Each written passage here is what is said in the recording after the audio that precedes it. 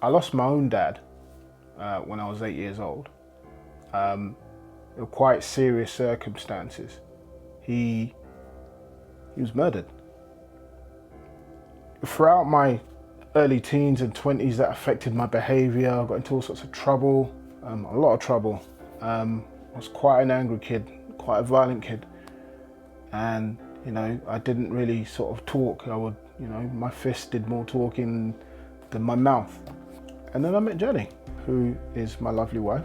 And I met her dad for the first time when I was about 29 years old. And he was a bedrock in terms of my spiritual development. He was somebody who listened to me intently, took me seriously. And that spiritual element that he brought changed my life, changed my outlook, changed everything. I actually was one of the pallbearers at his funeral. It was probably one of the hardest days of my life. The sense of loss I felt was quite profound. I didn't realise it would affect me that badly, but it did. When I finally sort of accepted Jesus into my life and starting to go through the Bible, it was just mind blown by some of the truths in it, or some of the claims that were made, some of the things and the way God described himself. And I'm like, well, you did all that for me. Your son died for me.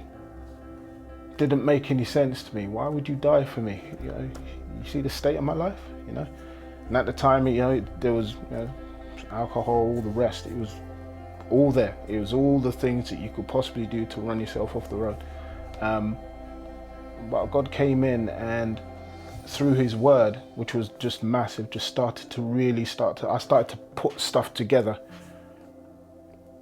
When I finally realized that God is my Father, that it changed everything. It changed how I focused.